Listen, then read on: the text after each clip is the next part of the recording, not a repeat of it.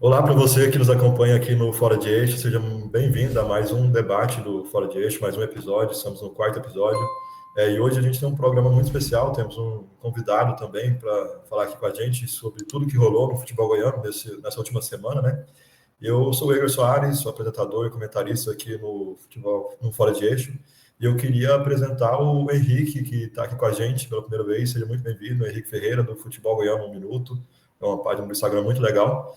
E, Henrique, o Atlético joga bem mais uma vez em casa contra o Grêmio, mas acaba cedendo um empate e tem agora a pior campanha como mandante do Brasileirão, né?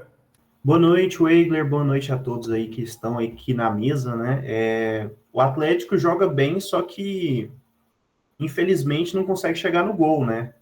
O time cria oportunidades, jogo após jogo, só que acaba perdendo muitas chances. Acredito até que o problema seja um pouco emocional dos jogadores, né? No jogo de ontem a gente acompanhou isso aí mais uma vez. E no final ainda teve aquela falha ali do sistema defensivo do Atlético, dando muito espaço para o Reinaldo, né? Fazer o chute ali ao gol, ainda contou com desvio e teve a sorte, né, da bola entrar. Estamos aqui com a gente hoje também, o Gabriel Alves. Gabriel, vamos falar de Brasileirão Série B também. Goiás e Vila fizeram um derby do Cerrado no último final de semana e deu Vila. Bom, o quarto confronto, né, entre Goiás e Vila na temporada, e o Goiás aí vivendo uma seca diante da equipe do Vila Nova, né? O Goiás teve até o retorno de alguns jogadores que estiveram fora, mas depois de algum tempo, né, fazia tempo que a gente não via isso, o Vila vem mantendo aí uma soberania nos clássicos diante do Goiás, né? E vencer um clássico dessa importância muda completamente assim o ambiente, da mesma forma que perder também muda, né? Então é um jogo aí interessante que colocou o Vila aí na parte de cima e com certeza vai ser um dos candidatos aí ao acesso. João Pedro Bolzan, você esteve lá no estádio Aníbal Batista de Toledo e viu o empate em 2-2 da Presidência com o Náutico. O que a gente pode falar desse jogo? Olá, Weigler, olá, telespectador. Henrique, muito bem-vindo, se sinta em casa, só não repara muito na bagunça. A Aparecidense fez um jogo bom, um jogo bastante agradável, mas infelizmente não conseguiu bater o Náutico. Jogo bastante movimentado, que poderia levar as projeções da Aparecidense, infelizmente ficou no empate, continua ali no meio da tabela da Série C.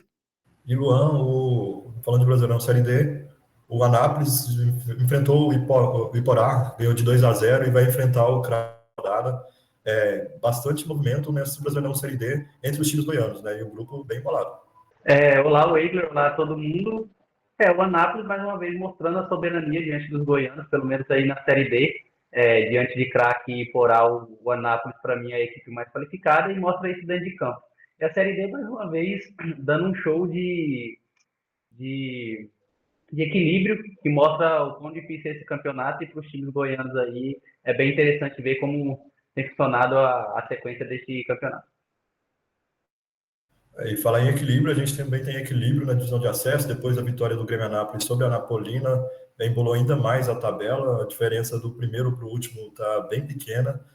Vamos falar também de base, o Goiás e Atlético jogaram no Brasileirão Sub-20, vamos ter estreia nessa semana do Brasileirão Sub-17, e a Tereza Prado também vai falar um pouco sobre o Goianão Feminino, e já vou deixar aqui um spoiler no começo do programa, que teremos novidades muito em breve sobre futebol feminino, né?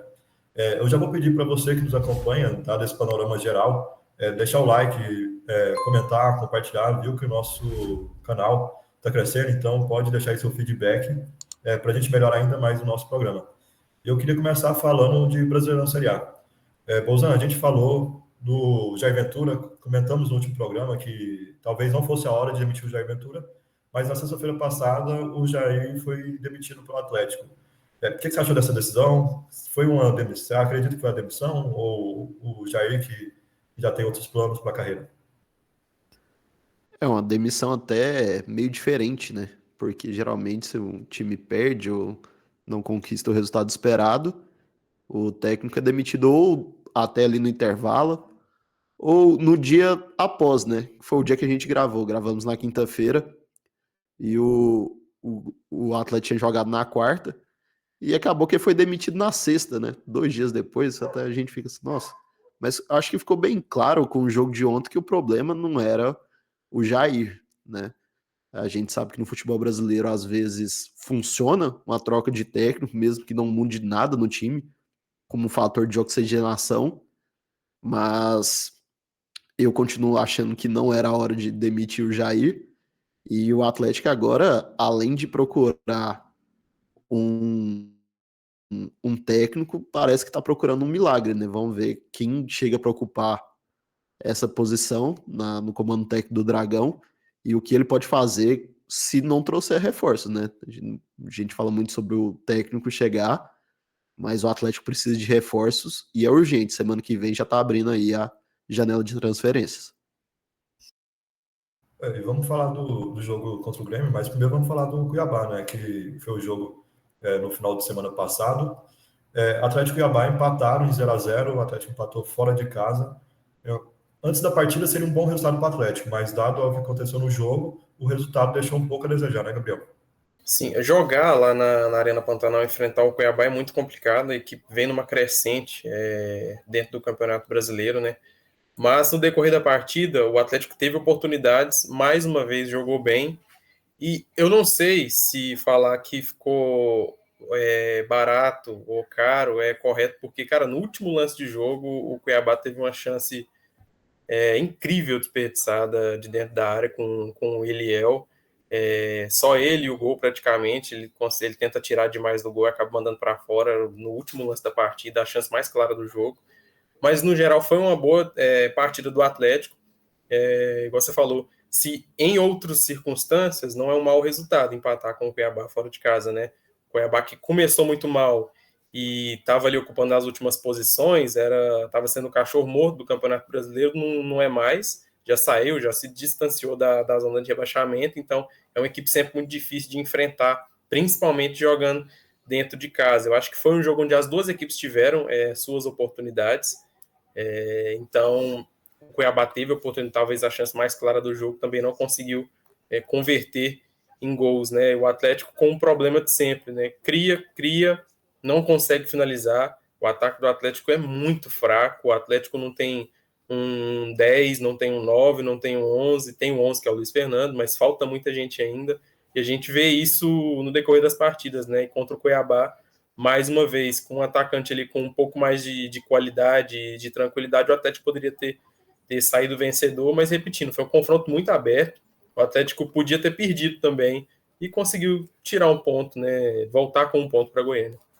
O Henrique, falando do Atlético criar e não marcar, no jogo de ontem foi mais ou menos a mesma coisa, né? Apesar de ter abrido o placar, o Atlético criou muito mais do que o Grêmio, principalmente na primeira etapa. Depois da segunda etapa foi bastante pressionado pelo time gaúcho, numa briga direta e não consegue vencer de novo. É o pior mandante até o momento do Brasileirão Série A. Exatamente, né? Tem sido uma sina do Atlético aí nos últimos jogos, né? Na verdade, desde o início da Série A, né? Tem sido esse o problema.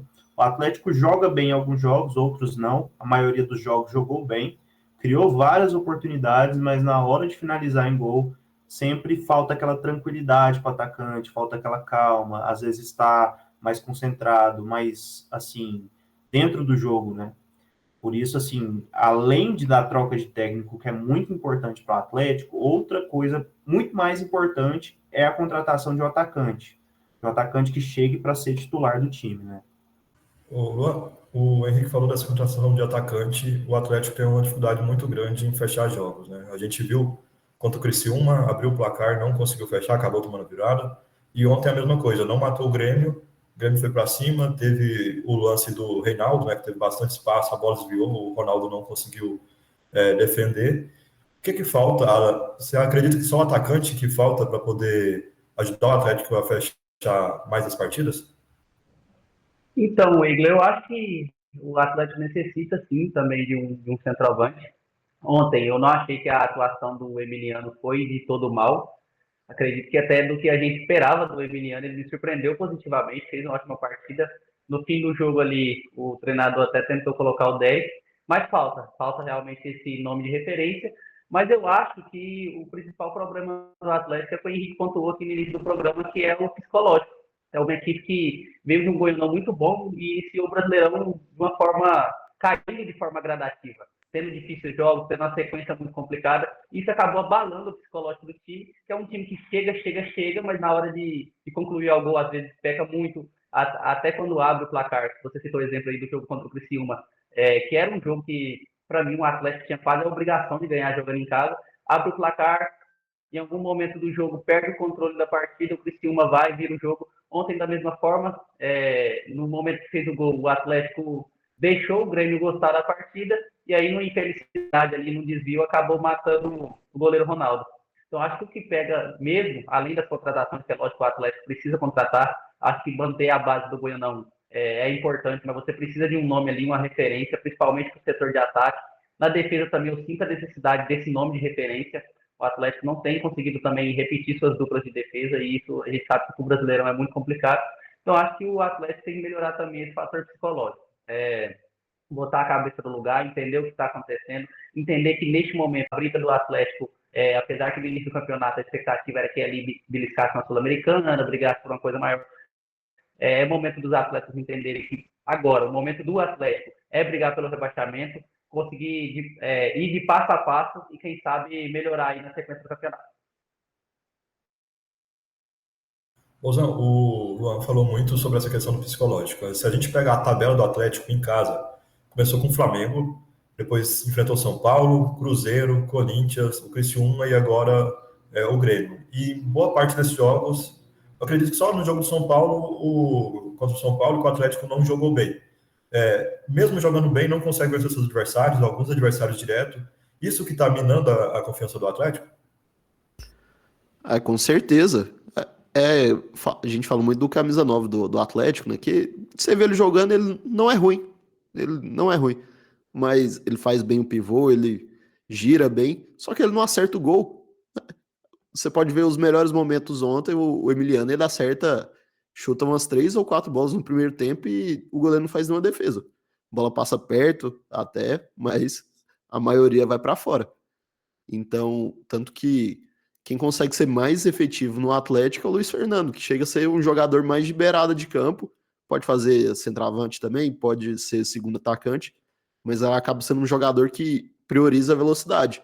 E ele acaba sendo mais efetivo com 9. Então, quando você tem tantas oportunidades e não aproveita, o time vai ficando nervoso e o adversário começa a notar uma fraqueza, né? O time vai subindo, foi o que aconteceu contra o Criciúma.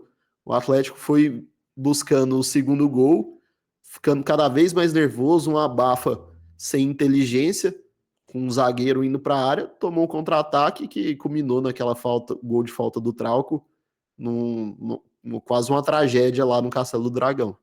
Só para falar que vocês falando aí do 9, eu acho que o problema do Atlético também é no 10, porque o Shailon, eu vou te contar, ele faz um Goianão acima da média. Tem certo momento da temporada que ele passa o De Bruyne nas assistências do futebol mundial. E no Campeonato Brasileiro, cara, ele é um cara que não consegue achar ninguém dentro de campo, ele não consegue decidir uma jogada, não consegue chamar responsabilidade para ele. É uma carência da equipe do Atlético. E sobre o setor ofensivo, o Atlético tem 2 reforços encaminhados, né? Com o Hurtado, do Boca Juniors, jogou algum tempo aqui no Bragantino, jovem, 24 anos, e com o Lorenzo Melgarreiro, de 33 anos, que está no Libertad, mas com passagens na Europa, né? No Spartak Moscou e no Benfica. Então, 2 reforços já encaminhados para o ataque, 2 gringos, talvez seja aí a última cartada que o Watson vai ter para resolver esse problema do ataque. Sobre a questão psicológica que você estava falando, cara, ontem deu para perceber o Watson durante a coletiva, geralmente ele é muito eufórico, enérgico e tal. Ontem foi um dos dias, eu acho que eu mais vi o Watson abatido, cara. Não sei se ele já está começando a entender para onde é que o Atlético está indo com esse futebol que está jogando, mas ontem ele muito abatido durante a entrevista coletiva, criticando muito a atuação do time, mas com uma voz fraca, com expressão muito triste. Ontem o Watson estava bastante abatido. Primeira vez eu acho que eu vejo ele assim dentro do Campeonato Brasileiro, viu? Não sei se é o desespero batendo, a realidade chegando, a ficha caindo, mas ontem o Watson estava bastante mal, deu para perceber durante a coletiva. O Egler, só pegando o gancho da fala do Gabriel, é interessante ver como esse momento do Atlético também minou um pouco a confiança dos jogadores. Ontem mesmo eu estive presente lá no estádio e o Gabriel Baralhas, que para mim é um dos grandes nomes do Atlético, totalmente perdido dentro de campo. A gente vê o o elenco do Atlético caindo muito de rendimento. Porque o próprio Luiz Fernando não começou tão bem no Brasileirão, a torcida pegando no pé. A gente tem o exemplo do Shailon, que no Goianão foi um ótimo jogador, mais uma vez caindo de produção. Então, assim, essa sequência do Atlético tem minado a confiança da equipe. Aí, como eu volto a repetir, entre o fator psicológico, isso tem que ser arrumado e é uma preocupação que o Atlético tem que ter para essa sequência do Brasileirão. O próprio Ronaldo batendo boca com a torcida já evidencia, né? Que o clima não tá legal e o psicológico já tá indo ladeira abaixo. A própria torcida também tem que entender um pouco o momento, né? Porque, assim, a gente sabe que é um momento delicado, que é complicado ver o seu time ali na parte de baixo da tabela, só que a torcida tem que entender um pouco a parte do que o Atlético, de quem o Atlético está enfrentando, né? O Atlético está na Série A, vai ter adversários difíceis, vai ter que enfrentar times difíceis, vai, às vezes, perder-se em casa, vai demorar a engrenar, às vezes não vai ser igual uma Série B que, por exemplo, puxando a reta final da Série B do ano passado, que o time engrenou uma sequência de vitórias até chegar no G4, né? Isso não vai acontecer na Série A. Dificilmente não vai acontecer, né? Pode ser que aconteça, mas é mais complicado. Vocês falaram do Shailon, que não vem rendendo tanto. A gente debateu a contratação do Jorginho, né? Será que ele, chegando, bota um pouco mais de pressão e faz o Shailon render mais? Cara, eu acho que não, porque eles são dois jogadores com alguma característica muito parecida na questão de rotação, vamos dizer.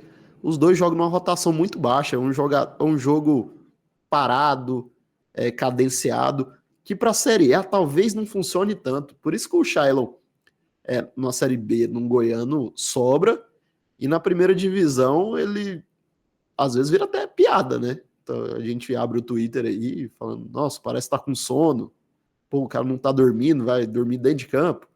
O Shailon joga numa rotatividade muito baixa e o Jorginho, hoje, já foi um jogador mais dinâmico, tem a mesma característica de não acelerar o jogo, que eu acho que não é o que o Dragão precisa hoje. O Henrique falou da questão da torcida, que está sentindo um pouco. No último jogo contra o Criciúma, o Shailon, quando sai um pouco vaiado, né? E eu estava lá também, acompanhei, e vi alguns torcedores falando para o Jair pedir para o Shailon correr. Isso que o Bolzan falou é o que está faltando mesmo, um pouco mais de intensidade. Acho que de todo mundo, não só do Shailon. Mas a questão é que o Shailon ele começa muito bem, lógico que o Goianão é complicado, cara, porque ilude muita gente, já falei disso. E ele começa muito bem, né? Números excelentes, números muito bons. Mas aí você vai para uma Série A, ele já começa perdendo pênalti contra o Flamengo, né? E de lá para cá foi só. Ele é muito abaixo em campo. Eu acho que ele continua no time titular justamente porque não tem outro para fazer essa função. Quando você fala aí do Jorginho, eu concordo, eu acho que não sobe o nível da equipe, não sobe o nível do elenco. O Jorginho, para mim, não é mais um jogador, acho que com nível para a Série A, né? Ele não conseguiu render no CRB, nem no Sport. Então, acho que talvez a chegada dele, o Atlético passa a ter uma opção de um cara que faz uma função parecida para substituição e tal, para não mudar tanto o esquema do time. Mas essa questão sobre a vontade, cara, o que resume bem para mim foi o lance do gol do Reinaldo ontem, que tá todo mundo dentro da área e os atacantes todo mundo com as costas viradas, de costa pro Reinaldo, cara. Tudo bem que é o Reinaldo, mas não pode deixar ninguém livre daquela maneira, né? E o Atlético tá numa fase tão ruim que acaba desviando no Derrick entrando. Então, o problema do Atlético é um compilado de falta de efetividade lá no ataque, desatenção da defesa, falta de vontade. Tem time que oscila dentro do campeonato, né? Joga bem, joga mal. O Atlético oscila dentro do próprio jogo. A gente não sabe quem que é o Atlético. O Atlético começa bem, aí do nada o nível cai absurdamente, entrega a partida, o outro time toma as rédeas do jogo. Então o Atlético vai ter que... Tem muita coisa para nadar aí se não quiser acabar rebaixado. Mas eu não vejo hoje time na Série A desses que subiram, ou das equipes cotadas para cair. Se a gente pegar o Vitória, Criciúma, Cuiabá, Juventude, todas para mim jogam futebol melhor do que o Atlético, pelo menos muito mais efetivo, né? Você tem o Fluminense muito mal, que não consegue ganhar de ninguém, o Grêmio muito mal, mas aí o Atlético pega esses adversários diretos em casa, não consegue vencer, então a coisa fica complicada. Não ter um confronto direto contra o Grêmio, velho. Não pode deixar, não pode entregar um ponto direto para uma equipe contra o Grêmio, perder 2 pontos, né? Então falta muita coisa, não só vontade, Wegner, falta muita coisa para esse time do Atlético. Tem uma outra coisa também que é bem preocupante, né? Que, assim, olhando na perspectiva do Atlético, é bem preocupante que você olha para trás e você não vê times que normalmente estão naquela parte baixa da tabela, né?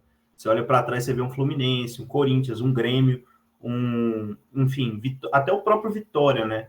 Você olha para trás e vê times que perfeitamente podem, a qualquer momento ali, engrenar e buscar uma reação e deixar o Atlético para trás. Isso também é algo bem preocupante.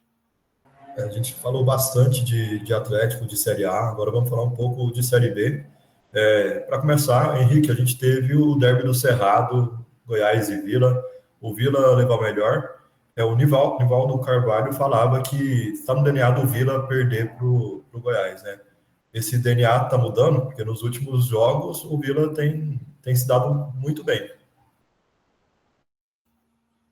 Cara, assim, no Vila mudou-se muito a forma de se enxergar o clássico, né?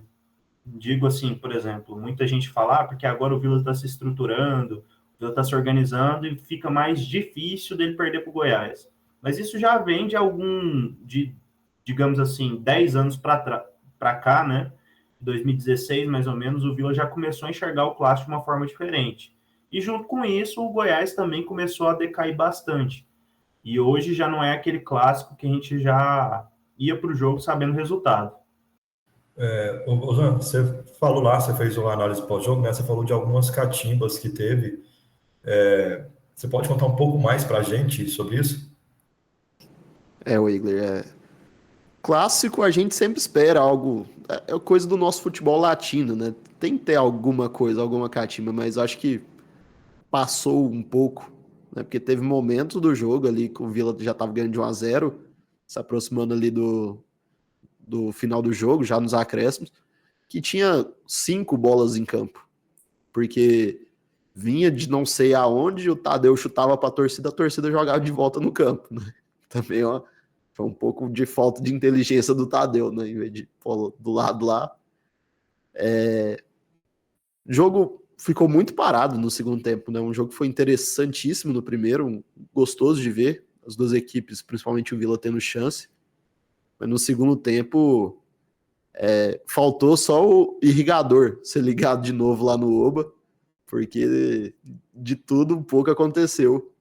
Até caso de racismo, né? A gente já entra aí, sai do esporte e entra nas páginas policiais. Vamos falar desse caso, que é algo muito sério. Eu tenho a sensação que na coletiva, Gabriel, o Jorge Bravo deu uma relativizada, né? Essa situação muito, muito diferente. Ele até chegou a falar que toda vez que o Vila ganha do Goiás, sempre arruma alguma coisa fora de campo para tirar o foco da vitória, mas não foi isso, até porque estava 0-0 no momento que aconteceu.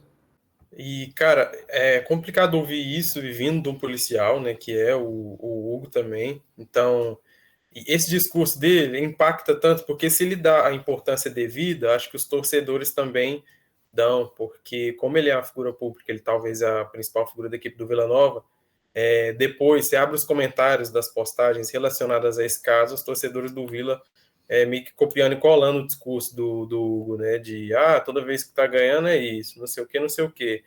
Então acho que faltou do Hugo ter uma visão melhor sobre isso, até porque é algo que está se tornando, cara, em vez de tá diminuindo, os casos já assim parece que tá aumentando, eu não entendo isso. Vira e mexe isso acontece, e se identificar tem que ser punido da forma severa. Eu acho que faltou muita responsabilidade na fala do Hugo durante a coletiva, sabe? Não sei se é a euforia do momento, ainda mais vindo de uma pessoa com a importância que ele tem, não só dentro do Vila, mas num geral para a sociedade. Então, aí a torcida compra o discurso dele e sai disseminando isso aí na internet. E aí, a partir do momento que você banaliza essa briga, isso vai se tornando comum. Eu vi gente falando que não, mas provocação de jogo, não sei o que, isso não existe. Que na minha época chamava era de coisa pior, não tinha esse mimimi. Então, cara, eu vejo hoje, minha sensação que nós que somos mais novos, a gente tá tendo uma consciência muito melhor sobre esses casos. E não sei, a fala do Hugo, para mim, é difícil de entender, como eu expliquei, faltou uma responsabilidade da parte dele, tanto para lidar melhor com isso, porque é muito grave, e também porque ele é um exemplo. Pô, a torcida copiou e colou o discurso dele e usou isso aí como, não teve nada não, toda vez que o Vila tá ganhando é isso, e como você falou, o jogo estava 0-0, não tinha nem por que inventar isso, né, como se fosse tumultuar alguma coisa. Wigler, e assim, eu sou muito fã da pessoa do Hugo Jorge Bravo, mas assim, se é claro que está toda essa ausência de imagens, mas se for realmente comprovado o caso de racismo, essa fala do Hugo, ela não só tem que ser observada com um certo receio, como tem que ser punido. Porque o que o Hugo faz, ele vem a público falar que não teve caso de racismo, ele garante que não teve, e se tiver imagem e tal. Então, assim, eu acho que o Hugo, se realmente for comprovado que teve o caso de racismo, e eu acredito que o cidadão não iria ser retirado do estádio se não tivesse alguma coisa. Acho que se realmente não teve, não tinha porquê dos seguranças ali retirarem o torcedor, então se retiraram é porque alguma coisa teve, então se realmente for comprovado de alguma forma, o Hugo, por essa fala e por esse posicionamento, ele, além de ser duramente criticado, ele tem que ser punido por isso.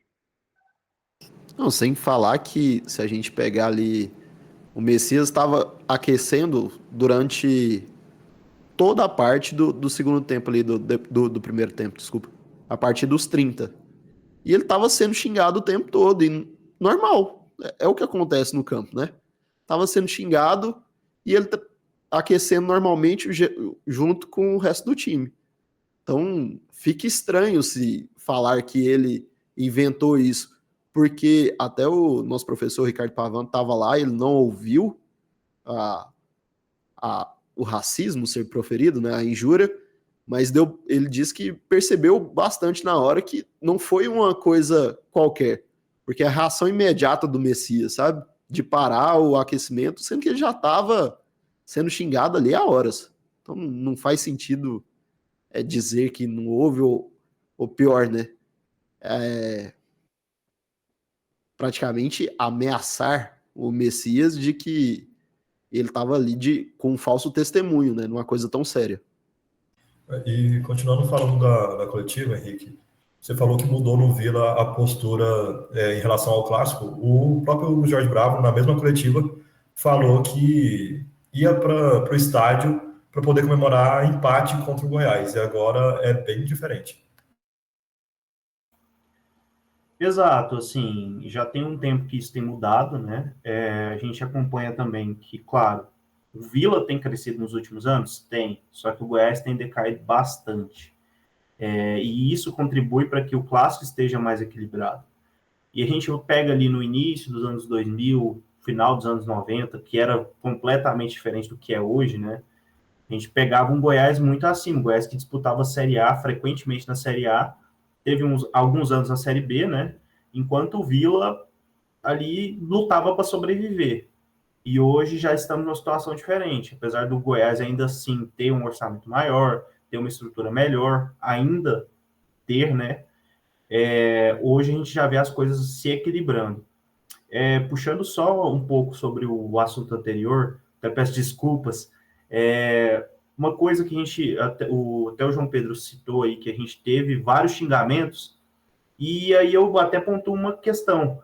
O próprio xingamento já tinha que ser algo a ser revisto, entendeu? Porque é até uma coisa que a gente tem, não sei se só nós brasileiros, mas a gente tem isso muito relacionado ao futebol, que a gente chega dentro do estádio, a gente pode xingar, a gente pode fazer qualquer coisa, e assim, algo que tem que mudar, porque, cara, assim, os tempos são outros, já, assim, muita coisa tá mudando, a gente vê que já está diminuindo bastante coisa com relação a absurdos, como racismo, xenofobia, homofobia dentro dos estádios, só que ainda assim é algo que a gente precisa discutir e trazer essa pauta, nossa relação mesmo com o futebol. Não é normal a gente ir para um lugar para ficar xingando, ficar se estressando, isso tem que mudar de alguma forma. Quem de nós nunca ouviu falar que dentro do estádio pode, né? Principalmente quando você é menor, no estádio tá liberado xingamento, em casa não, mas no estádio pode. Parece que é terra de ninguém. Eu trago até, eu já passei para os meninos um artigo do Jean Oddi, né, que diz como é pobre a nossa relação com o futebol quando a gente pega as Olimpíadas, né? Tão bonito, a gente torce, não tem aquele ódio todo que carrega o futebol, né? Então o Henrique é certeiro, como diz, que nossa relação com o futebol é pobríssima, mas é uma pedrinha de cada vez para a gente construir aí um ambiente melhor nos estádios, né? Ô, Gabriel, a gente falou das movimentações que o Atlético tem que fazer, vamos falar também do Vila. O Frontini também deu uma entrevista coletiva e falou que o Vila não vai fazer loucuras nessa janela de transferência, mas que vai buscar nomes no mercado. Até porque precisa, né? A Série B é um campeonato muito complicado, então quando você perde um jogador tem que ter uma reposição. O Vila tem notícia chegando que o Vila está praticamente acertado com um lateral uruguaio novo de 22 anos, chamado Alex Silva. Nunca jogou em nenhum time de tanta relevância nem no Uruguai, mas é um jovem jogador que está chegando para a lateral direita. E o Vila me surpreende, cara, nessa Série B. Eu acho que os reforços que já chegaram ao longo depois do Goianão, aliás, aumentaram bastante o nível da equipe, né? Acho que principalmente o Igor Henrique, que ano passado fez um campeonato sensacional, uma Série B muito boa, foi vice-artilheiro da equipe. Então, é uma coisa que a gente sempre viu o Vila entrando no Campeonato Brasileiro para brigar por série, para não cair para a Série C, né? Sempre que o Vila disputava, nunca tinha isso de 31 anos, desculpa, a idade do Alex Silva, lateral, o uruguai, lateral direito.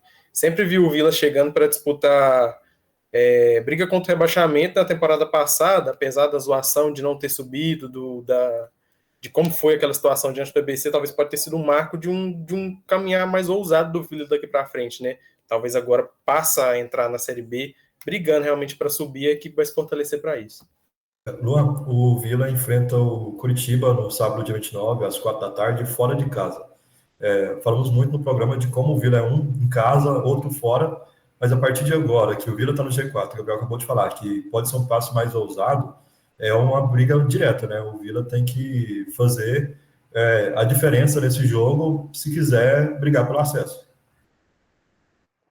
O Egler se tornou um confronto direto e time que quer subir não pode ficar vacilando fora de casa também não. Não adianta achar que vai garantir os 19 resultados no Oba, não vai perder nenhum e não conquistar pontos fora. A gente sabe como é a Série B, a gente teve ano passado mesmo ela sendo decidida aí com 6 times brigando por 2 vagas na última rodada. Então, é um campeonato que vai te exigir muito. E eu acho que chegou o momento, acho que não há melhor momento para o Vila garantir essa primeira vitória fora de casa. O Curitiba, que também começou o campeonato mal, depois recuperou e agora novamente vem muito abaixo. A equipe foi derrotada para o Amazonas aí. Só acredito que seja o momento do Vila. Ganhou o clássico, ganhou confiança. Tem que chegar nesse jogo aí e tentar garantir essa vitória. Porque não pode só se escorar nos pontos do Oba, porque até os próprios pontos conquistados no Oba não são uma garantia.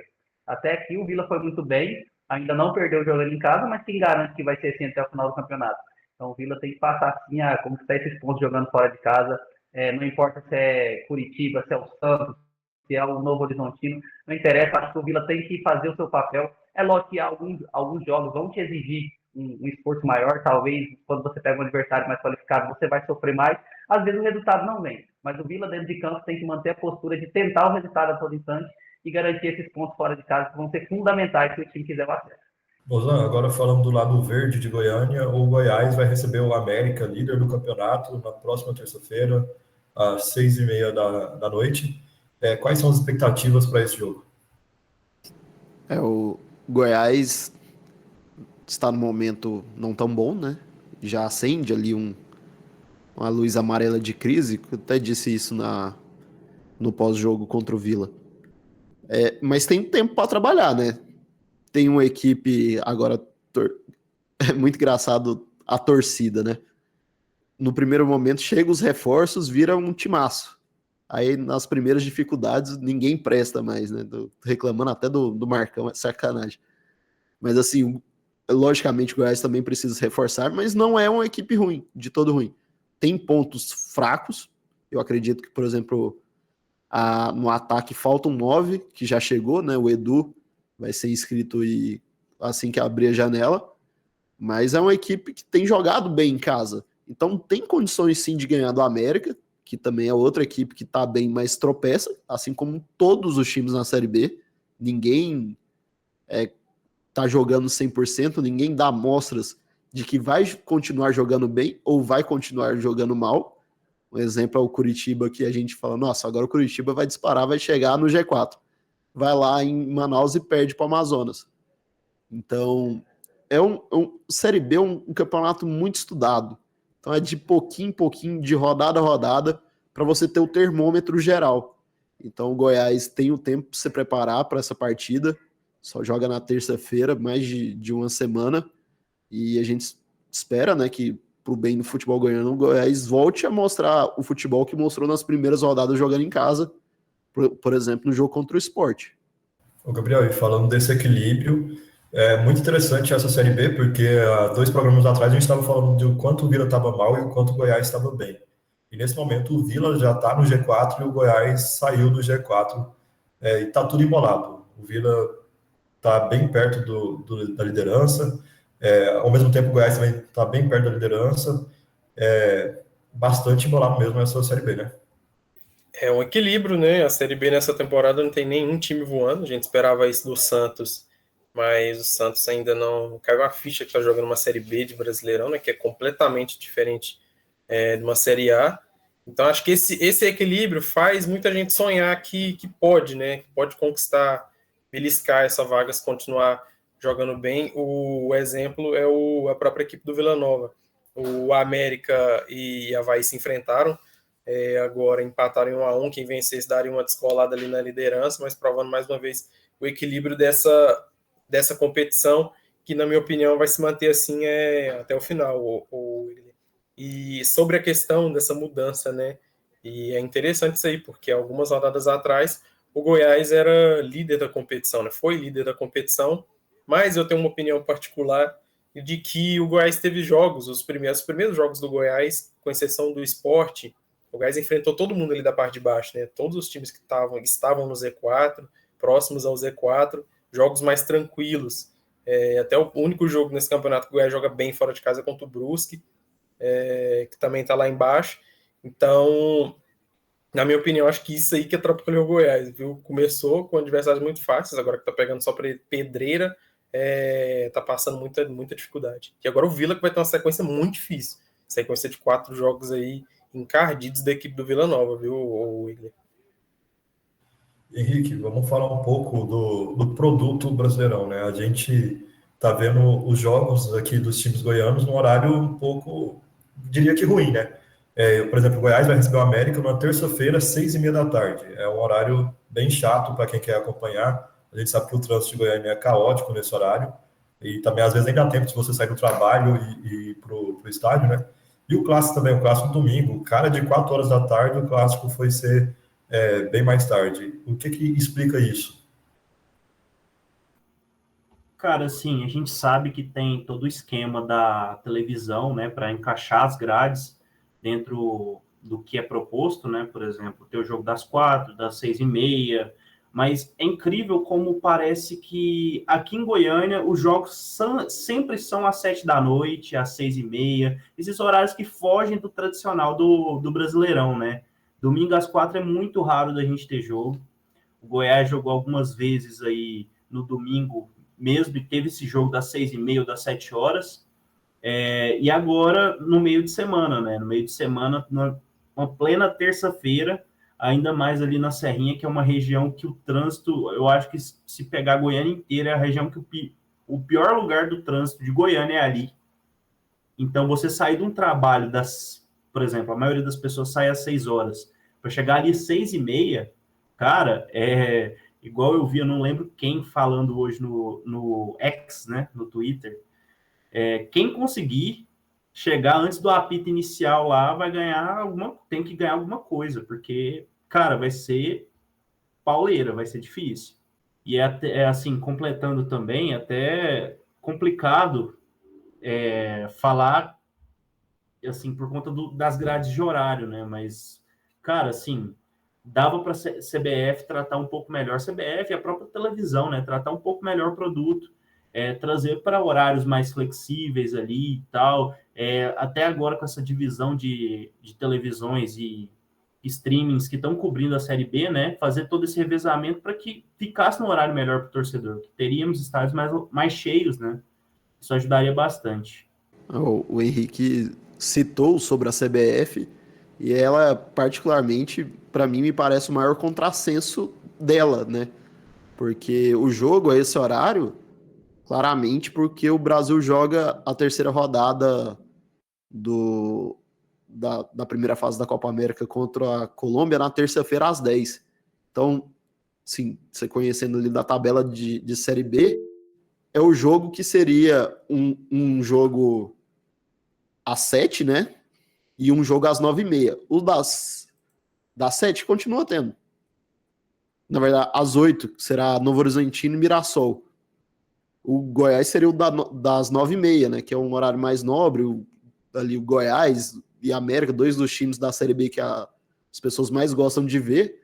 Então eles alteram para colocar na grade, né? E não deixam que seja ao mesmo tempo do jogo da Copa América. Mas ao mesmo tempo a CBF decide não parar os campeonatos para ter jogo ao mesmo tempo da Copa América e do Brasileirão. Então é um contrassenso assim que a gente fala, qual que é a prioridade, né? O Egler, é interessante ver exatamente o que o Boza falou, que a CBF joga contra ela mesma. Se a gente for pegar esses dois jogos mais recentes como exemplo, a gente está falando do maior clássico do Centro-Oeste num domingo às 6h30 da tarde. Então, tipo assim, até para o próprio produto dela, isso é negativo. A gente está falando de um jogo que ia gerir uma audiência muito maior, aí você coloca um horário totalmente inflexível. A gente sabe que no domingo talvez até há essa tolerância, mas, gente, um clássico goiano, da forma que é um Vila e Goiás, você botar o jogo 4 horas da tarde é show de audiência. Da mesma forma, Goiás e América. A gente está falando de um time que era líder há pouco tempo e o atual líder do campeonato. É um jogo que todo mundo quer ver. Quando você coloca numa terça-feira, 6h30 da tarde, você prejudica o seu próprio produto que você mesmo está tentando promover. Ô, Gabriel, e Goiás e América numa situação bem diferente do que foi a última rodada do Brasileirão do ano passado, né? Esse jogo que a gente acompanhou com pouquíssima torcida, faixas de protesto em relação à diretoria do Goiás, os dois times já rebaixados, e nesse momento os dois times, podemos dizer que em alta, brigando para subir. As expectativas são bem melhores do que foi na temporada passada. Sim, são equipes que na Série A geralmente brigam para não cair, na Série B brigam para subir, né? Então, quando a gente tem um Goiás e América pela Série B, é um confronto até mais disputado, até no nível de disputa mais alto, duas equipes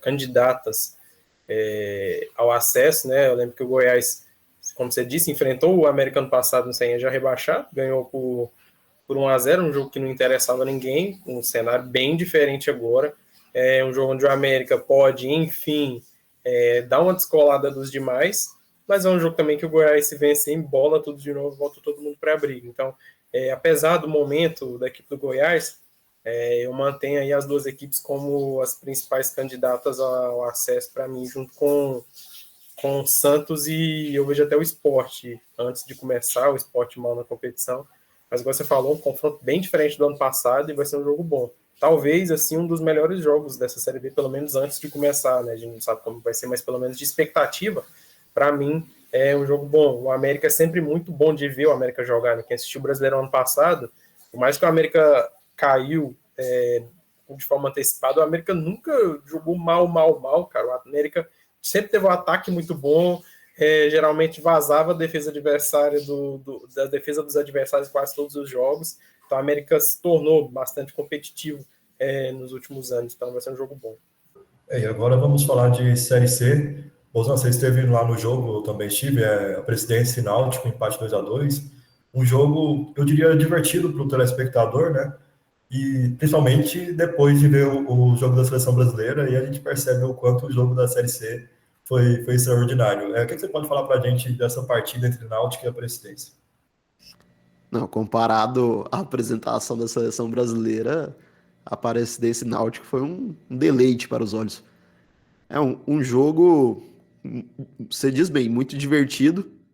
A gente sempre gosta, né, de jogos que tem mais gols e tal. Mas a Aparecidense teve mais chances, eu achei que jogou melhor que o Náutico. Parece que a Aparecidense deu até um pouco de azar, né? A gente falava já que a gente não sabia qual era a cara da Aparecidense, porque eram jogos muito diferentes. E durante essa partida a gente conseguiu ver um pouco mais do que a Aparecidense propõe do estilo de jogo do Lúcio Flávio. Então, é uma equipe que espera ter a posse de bola e joga ali com o Rodrigues, o lateral esquerdo, chegando bem à frente. Então, chega praticamente com 4 jogadores no ataque. Então, é uma equipe legal de ver, mas que muito por seu principal jogador, o Igor Torres, não está no melhor dia. O Robert também, que é outra referência da equipe, não ter ido tão bem também. Acabou saindo com um empate, né? Uma vitória ali que poderia jogar a Aparecidense perto do Londrina, que é atualmente o 8º colocado no G8. Conseguiu abrir 4 pontos do Z4, mas também não chega perto da zona de classificação, fica ali no meio da tabela. Ainda tem muito campeonato, pode se recuperar. Eu acho que o estilo de jogo foi promissor, mas o resultado é assim um pouco decepcionante pelo que apresentou as duas equipes. Henrique, a gente vê que a briga com a torcida não é exclusividade do Atlético, né? A gente viu no jogo o Lúcio Flávio discutindo com torcedores, mesmo empatando o jogo. Os ânimos estão bastante à flor da pele nos times goianos, né? Exato, né? E eu cito mais o Goiás também teve problemas de protesto lá essa semana, né? Todos os jogadores tiveram lá os nomes pendurados nos postes lá. E assim, cara, a torcida da Aparecidense, só voltando aí no assunto Aparecidense, né? É uma torcida que, apesar do pequeno número, é uma torcida bastante corneta, né? O pessoal gosta de criticar. Tem alguns jogadores que estão lá há um bom tempo, que, assim, esse ano, principalmente, a torcida tem pegado muito no pé. Pedro Henrique, Robert, são caras aí que representaram bastante a camisa da Aparecidense, né? A gente sabe que em alguns jogos tem falhado, mas que tem sofrido aí de certa forma, não digo uma perseguição, mas assim, uma certa cobrança maior. Pegando um gancho na fala do Henrique aí sobre o Pedro Henrique, né? Eu lembro que no Goianão, em algumas rodadas, quando eu montar a seleçãozinha da rodada e o Pedro Henrique estava presente, cara, mesmo nas boas atuações dele, as únicas... Cara, o que esse Pedro Henrique tá fazendo aí? Pedro Henrique não era de torcedor da Aparecidense, cara. Não sei porquê. Para mim, eu vejo ele como um bom goleiro, tem lá suas falhas, mas a torcida da Aparecidense pega muito, mas muito no pé do Pedro Henrique, viu, cara? E de certa forma o cara é um ídolo, né? Foi campeão da Série D com o time, né? Tá aí Ele tá há muito tempo lá, não tá? Acredito que próximo de até mais de 10 anos, né? Eu acho que de indas e vindas deve estar batendo uns 10 anos aí. Isso aí. Vamos, você já declarou que é um fã do trabalho do Botafogo da Paraíba nesse campeonato Série C e é o próximo adversário da Aparecidense fora de casa. O que a gente pode esperar para esse jogo? É um jogo complicadíssimo para a Aparecidense. Como você bem repetiu, eu sou um dos fãs do trabalho do Botafogo da Paraíba, que virou SAF recentemente, como o Bolzan trouxe aqui nos últimos programas. E particularmente o Botafogo da Paraíba, que é um time realmente muito qualificado. Eu já comentei aqui também sobre o grande destaque da equipe para mim, que passou no nosso futebol aqui, que é o Edmundo, inclusive recebeu proposta do Santos. Então, assim, é uma equipe muito qualificada, é uma equipe que tem o apoio do seu torcedor. O torcedor paraibano é um torcedor que abraçou a causa do Botafogo e é um time que começou muito bem o campeonato. A Aparecidense vai encontrar, sim, dificuldades, ainda mais jogando fora de casa, jogando lá na Paraíba. Então, assim, eu acredito que a Aparecidense ela precisa ter tranquilidade. Não pode repetir os erros que repetiu contra o Náutico de erro. Se tiver chance, tem que fazer. Porque, diferentemente do Náutico, eu acredito que a equipe do Botafogo é muito mais qualificada. Então, assim, se vacilar, em pouco tempo, o seu time já está em desvantagem. O Náutico, apesar que chegou a virar o jogo e ficar na frente da Aparecidense, é um time que não ofereceu muito perigo à Aparecidense. Até o segundo gol mesmo, eu acho que foi ali porque rolou um desvio, que acabou matando o goleiro. Então, assim, eu acredito que o Náutico não ofereceu e não oferece os perigos que o Botafogo vai oferecer. e jogando lá na Paraíba é um confronto muito complicado para a Aparecidense. Eu acho que, nesse momento, se tentar também garantir um empate lá, não é um mau resultado para a Aparecidense, porque jogando lá é complicado. Gabriel, o Bolzan falou que a Aparecidense tivesse vencido o Náutico, poderia colar no Londrina em busca do G8. Vencendo, tendo um bom resultado frente ao Botafogo da Paraíba, o próximo jogo se torna um confronto direto contra o Londrina, né? Isso, o Londrina que tem na sua comissão técnica o Alan Santiago, né, que foi treinador do Atlético Goianiense Sub-20, estava aqui até há pouco tempo, né, dirigiu a equipe, inclusive na Copinha. Agora, falando da Aparecidense, eu não vejo a Aparecidense brigando forte por essa vaga dentro do G8 da Série C. A última vez que a Aparecidense classificou, eu lembro que ela conseguiu a vaga na última rodada. Então, como eu falei na última reunião, é importante a Aparecidense somar pontos para se distanciar de vez. Eu acredito que tenha feito isso com as vitórias recentes que teve, se distanciar desse grupo de baixo da tabela.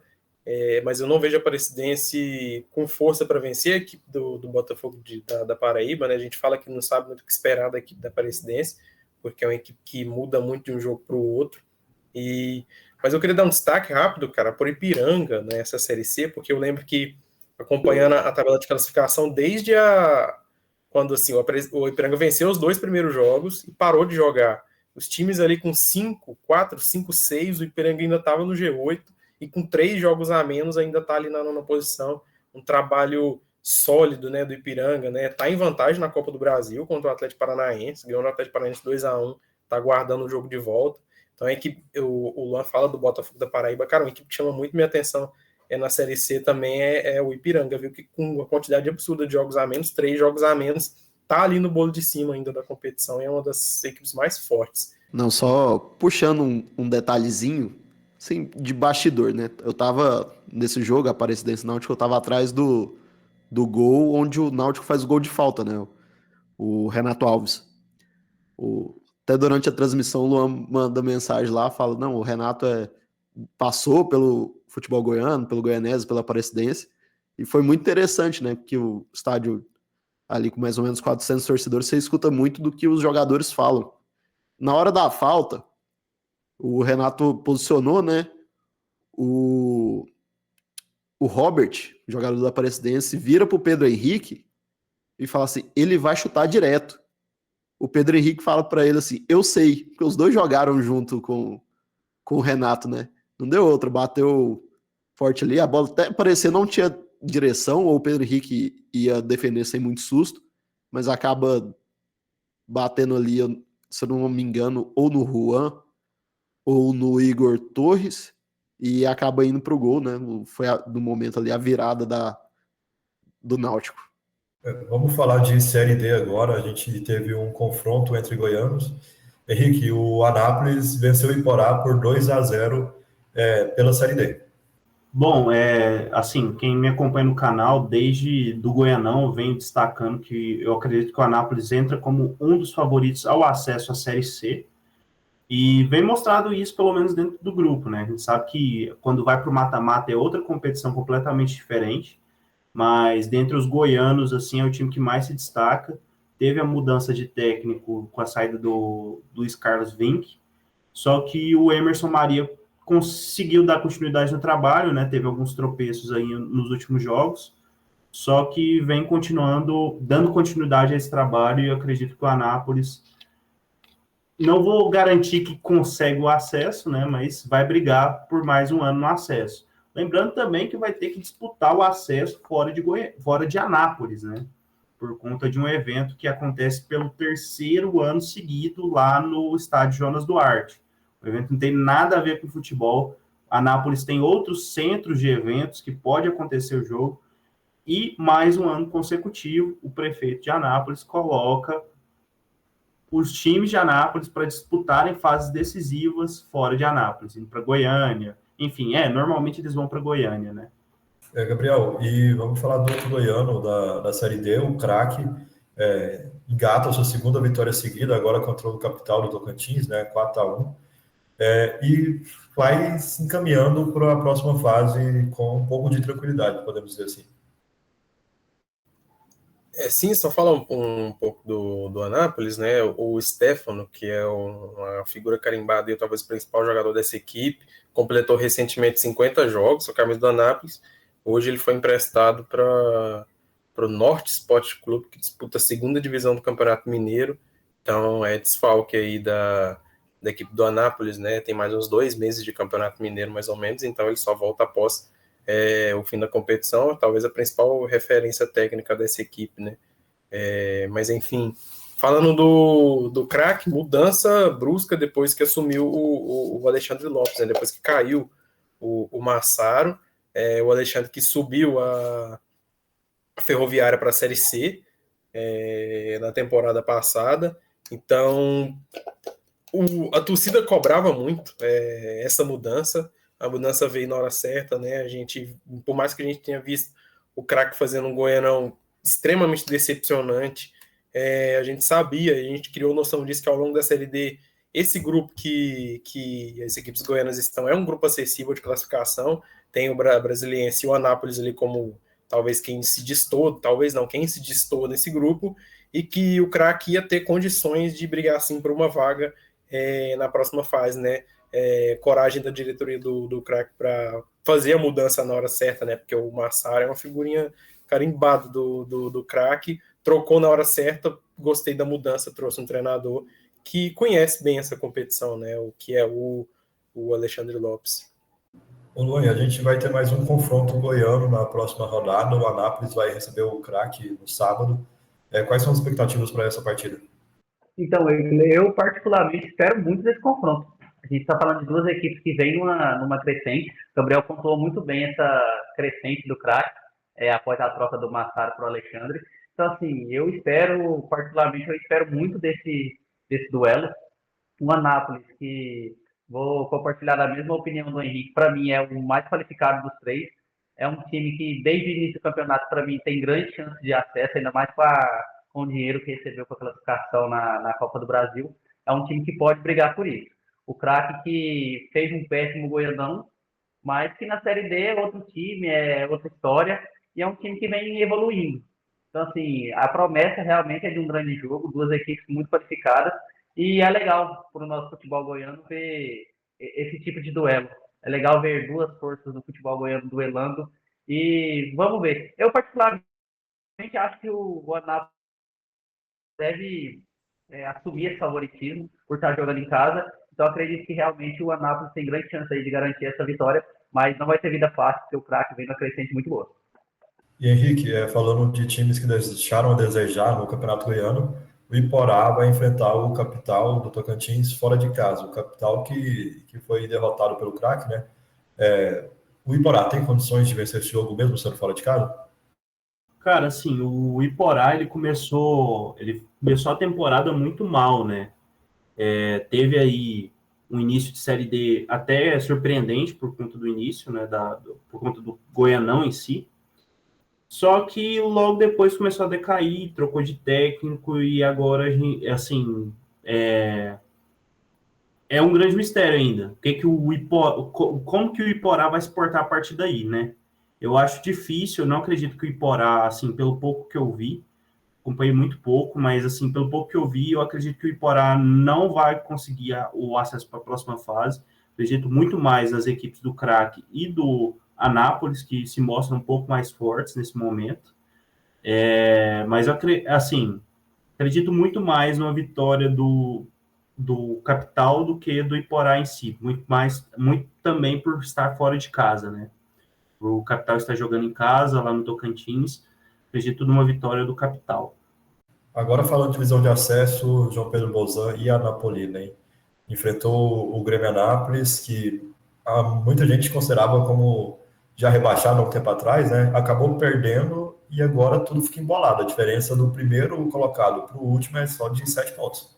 A divisão de acesso é minha paixão. Quando você fala assim, não, agora duas equipes vão disparar ali na frente, vai ficar um pouco mais morno. Embola tudo de novo. Então a Anapolina saiu na frente contra o Grêmio Anápolis, né? A Raposa não faz um bom campeonato, ainda lanterna, mas a gente esperava que em algum momento ela ia reagir, né? Mas a gente não achava que seria contra a Napolina logo no clássico. Ainda mais que a Napolina sai na frente, tomou a virada, fica ali na quinta posição, com 13 pontos, e já vê ali o ABCAT passando o Centro-Oeste, indo para 16, depois de bater no Yumas, que a gente achava, falando, agora o Yumas dispara, né? Perde em casa do ABCAT, projeto lá de ouvidor, perto ali de Catalão. Então, é uma competição que mostra que eu queria até propor essa pauta aqui. Hoje a segunda divisão tem 8 times, a primeira são 12 e na terceira são 15. Eu acho até que poderia aumentar já a segunda divisão para 10, porque o nível tá muito legal. Então, poderia subir ali, em vez de subir 2 da C, subir 4 para ficar ali com 13 ou 15. É um número quebrado, mas assim, tem bastante time ali na terceira divisão. Então poderia ficar com 10 na segunda, porque o nível tá bacana, tá uma bagunça. E agora revirou tudo outra vez, né? O Yumas com 16, o ABCAT 16, Centro-Oeste 16, Trindade 14, Anapolina 13, Santa Helena 10, Evangélica 9 e Grêmio Anápolis 9. Então todo mundo ainda tem chance. Os times ali da frente, os 3 primeiros com 16 pontos, então vamos ter até o final dessa segunda divisão muita emoção. Ô Gabriel, o Bolzan já passou pela tabela, os 3 primeiros times com 16 pontos. A gente falou, na verdade, né, que ano passado teve o Goiatuba despontando, e esse ano ninguém parece que vai querer despontar, né? Exato, né? Um equilíbrio aí surpreendente. E para mim o ABCAT, para uma grata surpresa, né? Subiu da terceira para a segunda, trouxe o Guilherme, o Pitbull, que foi um dos destaques do Goiatuba no acesso na temporada passada, né? No acesso da equipe do Goiatuba, esteve no Goianão desse ano. Uma das principais peças da equipe, está na ABCAT. A ABCAT trouxe o Eric Baia, que há muito tempo jogou no Anápolis também. Então é uma equipe com um planejamento muito bom, junto com o Centro-Oeste. Nem a gente tem as outras equipes mais tradicionais, em Umas, Anapolina. Então é um campeonato muito gostoso de assistir. Para mim vai ser decidido ali nos últimos detalhes. João Pedro Bolzan, você tem informações do Gustavo 25, né? Você pode trazer para a gente essas informações? Segundo o Rangel Agnolin, do canal Mais Esportes, lá do Oeste Catarinense, lá de Chapecó, o Gustavo 25 tinha um pré-contrato já assinado para ir para Chapecoense agora na Série B, nessa janela. Tava tudo certo, mas infelizmente na partida do último sábado contra o Trindade, ele acabou tendo a ruptura total do tendão de Aquiles, se machucou, vai ficar por um bom tempo fora, mais de 3 meses, segundo alguns médicos aqui com lesões parecidas de outros jogadores. Então ele iria para a Chape, esses 3 a 4 meses de recuperação, ele iria para a Chape e infelizmente acabou rompendo um tendão, vai ficar aí praticamente até o final do ano fora de combate. O Gustavo 25 fez ótimo Goianão pelo Goiânia e já era o vice-artilheiro da segunda divisão pelo Centro-Oeste com 3 gols. E pelo que eu vi, ou do pouco que eu vi de torcedor da Chapecoense nas redes sociais, já estava assim meio ansioso para a expectativa da chegada dele, recebendo bem triste essa informação, ruim para ele também, né, que já merecia faz tempo aí. Ele que fez base no Santos e é um bom jogador, né, então ele merecia assim uma equipe de prateleira mais alta. Mas em breve ele volta. Ele mesmo falou que igual trouxe a informação do João Pedro, 3, 4 meses de recuperação, provavelmente aí não pegar o final aí da divisão de acesso. Ele que é vice-artilheiro com 3 gols, baita desfalque. E ele é uma pessoa, assim, muito boa, muito gente boa, o 25. Henrique, e a próxima rodada a gente tem um jogo bastante interessante. Em Umas e Centro-Oeste, os 2 com 16 pontos. Confronto para ver quem que pode assumir a liderança. Sim, do que eu acompanhei pela divisão de acesso, o Yumas é hoje o time que tem mais se destacado entre os outros 7, né?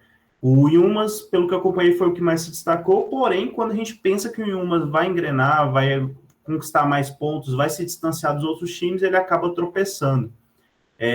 Torço muito para que o Yumas aí consiga engrenar de vez, né? Agora, nesse jogo contra o Centro-Oeste, vai ser um jogo muito difícil para eles, porque o Centro-Oeste também vem ali com a mesma quantidade de pontos encostado, e o Centro-Oeste, no papel, é o melhor time do campeonato. Então, vai ser vida dura para os dois times. Quem sair vencedor aí sai muito grande desse jogo, sai como grande favorito para o acesso, acredito eu. Até porque, assim, são as equipes que mais têm se destacado, junto ali com o Abecate, né?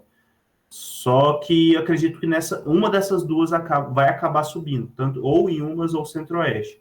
E torço muito para a Napolina, que, assim, de verdade, gente, é um time que não tem condição de estar indo aí para o seu, caso não suba, né? Sexto ou quinto ano, agora eu já me perdi nas contas.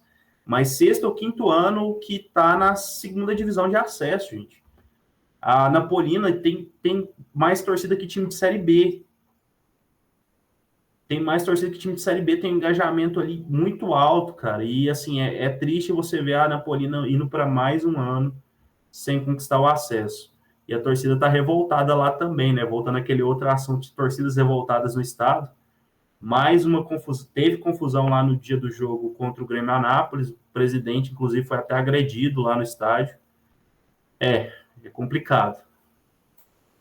Não, e lá na Napolina até o Instagram é fechado. Durante o campeonato todo, o torcedor não consegue nem lá passar as palavras, seja de apoio ou de cobrança, né, para a diretoria. Meio que, logicamente, não é justificando o injustificável, né? A agressão sempre é o errado, mas assim, também parece que há uma falta de diálogo da torcida para com a diretoria, né? E a Napolina que nessa semana, após a derrota, demitiu o Sérgio Araújo, né?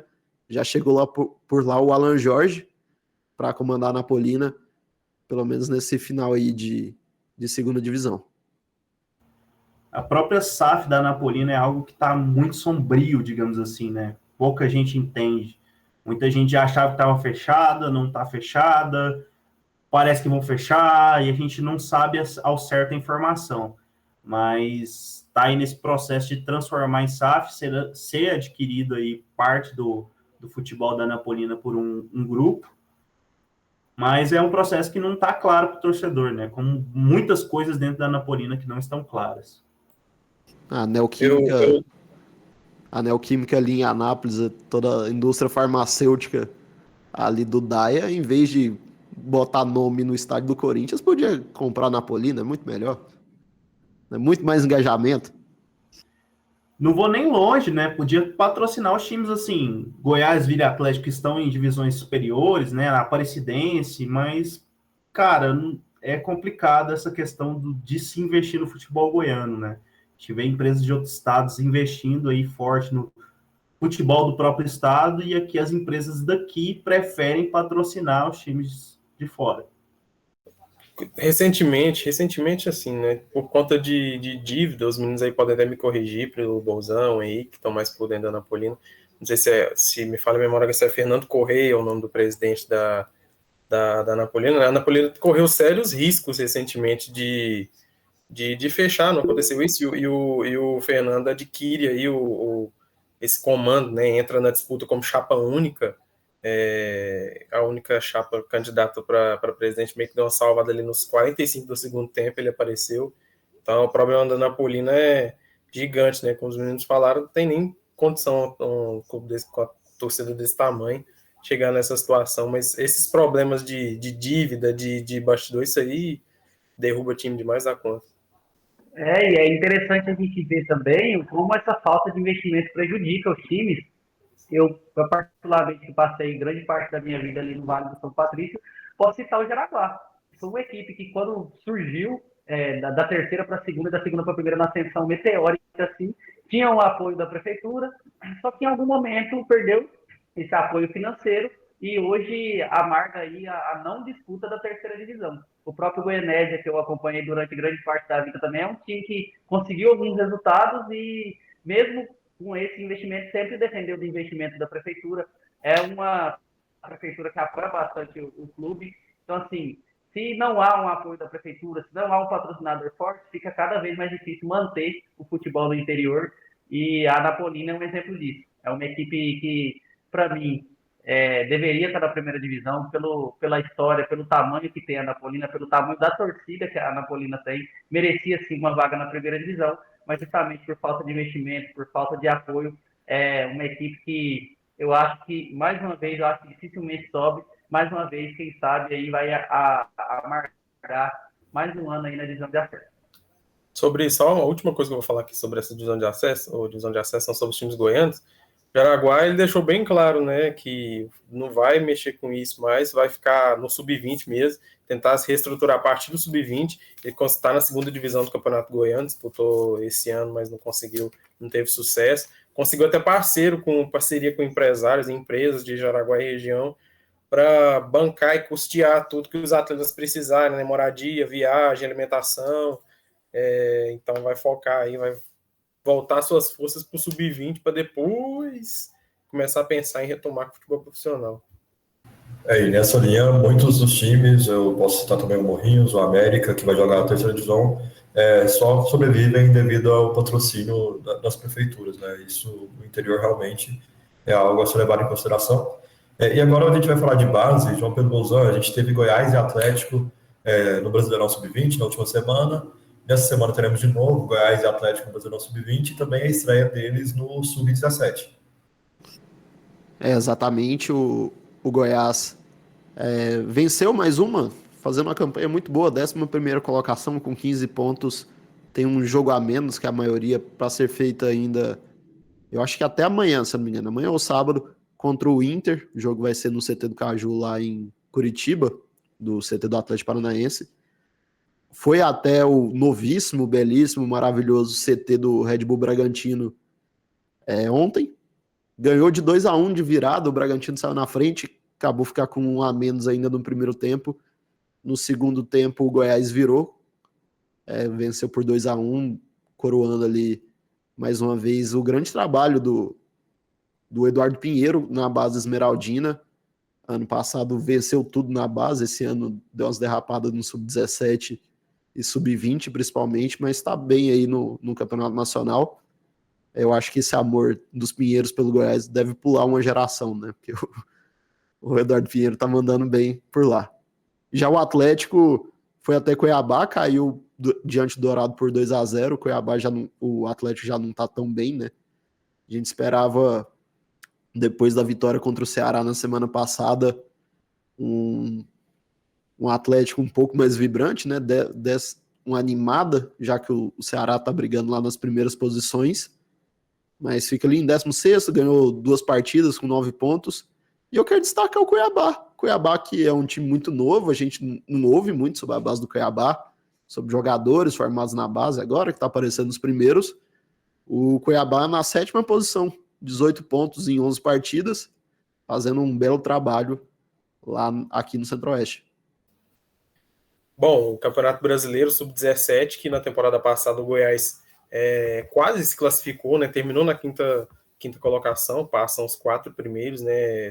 É uma competição dividida em 2 grupos de 10. O Atlético Goianiense mal. O Atlético Goianiense em campeonatos brasileiros das categorias de base não vai tão bem, né? O Goiás tem tido um sucesso maior até pela base que começou a se estruturar mais cedo, né? O Atlético ainda está começando a colher esses frutos. O Goiás estreia na quarta-feira, dia 3 de julho, contra o América Mineiro, fora de casa. Me arrisco a dizer que é a segunda base mais forte de Minas Gerais, atrás só do Cruzeiro. E o Atlético Goianiense confronto duríssimo, né? No Accioli enfrenta o Flamengo, que não precisa nem falar, né? O Flamengo, ele começa a subir os moleques do 17, já manda pro 20. O do 20 já começa a temporada no Carioca, enquanto os caras ainda estão descansando em outras coisas. Então, confronto duríssimo aí para os 2 goianos na estreia do Brasileirão Sub-17, viu? Então agora vamos falar também de futebol feminino. A Tereza, que participou do nosso último programa, falando sobre como que aconteceu o Campeonato Goiano, está de volta para trazer mais informações para a gente. Ela que esteve passando por aí, acompanhando o dia a dia dos times, né, Tereza? Isso mesmo, Eigler. Essa semana agora eu visitei dois times. No fim de semana eu visitei o Aliança. Ontem, quarta-feira, eu visitei o Abadia. Vou dar um boletim rápido do que eu descobri nessa última semana, atualização dos times. Questão do Abadia, as meninas estão treinando tanto em Senador Canedo quanto em Abadia. Descobri que a Abadia, na verdade, se chamava Futivício, é um que é um projeto social que já existe há 5 anos em Senador Canedo, e daí elas foram como Futivício para a Taça das Favelas, ficaram em segundo lugar, perderam para um time que é a base da Aliança hoje. E aí o presidente da Abadia conheceu a equipe e agora está ajudando a equipe, está investindo. E isso é muito legal. As meninas falam o quão isso é interessante também, que elas foram reconhecidas e estão podendo participar de um campeonato que antes nunca participaram, que das mais de 20 atletas que tem na equipe, só 3 eram federadas, e agora o presidente da Abadia está ajudando nisso. Também a capitã do time está ajudando na documentação. Então você vê como que o time está entrosado, como que tá interessante o time da Badia, vai ser interessante de ver elas jogarem. O Aliança está treinando ainda 2 vezes por semana, elas estão querendo aumentar o ritmo dos treinos, e eu descobri nessa visita também uma coisa que eu vou contar no final, mas muito bom também para o futebol feminino goiano. Em relação aos atletas de Jesus, a equipe ainda está se montando, porque estou conversando com o pessoal, eles falaram para adiar um pouco minha visita lá, então a equipe ainda está se preparando. O Atlético Goianiense está me preocupando um pouco. Consegui falar com a responsável pela equipe e não vai ser. Eu tinha falado no último episódio que eu imaginava que ia ser a base do Trindade que ia jogar pelo Atlético Goianiense. Não vai ser isso. O Atlético tem uma parceria com o Trindade, está fazendo reuniões para afirmar essa parceria mais para frente, mas agora no Goiano vai jogar separado do Trindade. Então, o pessoal ainda está buscando, está captando atletas, o time do Atlético não está fechado. Então, falta menos de um mês para o campeonato, é um pouco preocupante, porque o Atlético teve, desde que ele subiu para a Série A, para preparar um time feminino, para ir atrás de uma parceria, para ir atrás de atleta, e não tem ainda um time montado, não sabe se vai ser em Trindade que vai treinar as atletas, se vai ser aqui em Goiânia, tá um pouco bagunçado. Então, o Atlético, que eu imaginei que podia ser uma promessa por conta da questão do investimento, não sei como vai estar funcionando.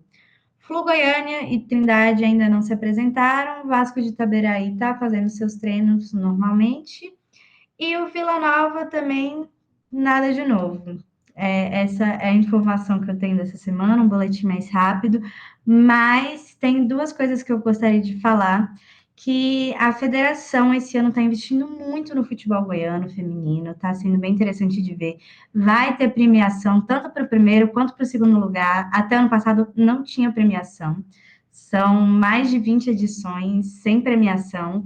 Em 2024, o primeiro lugar vai ganhar 30 mil e o segundo lugar vai ganhar 15 mil. Já é um avanço muito grande. A federação também está dando os uniformes para as atletas e está dando 10 bolas para cada equipe.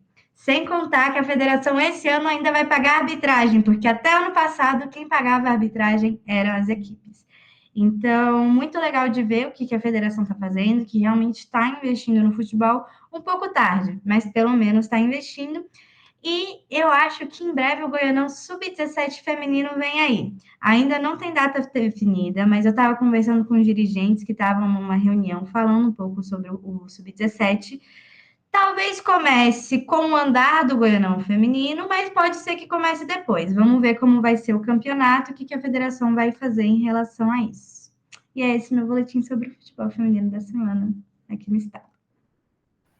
Interesse, eu soube que você tem uma informação muito importante também, de novidades no Fora de Eixo. Você pode falar para a gente o que vem por aí?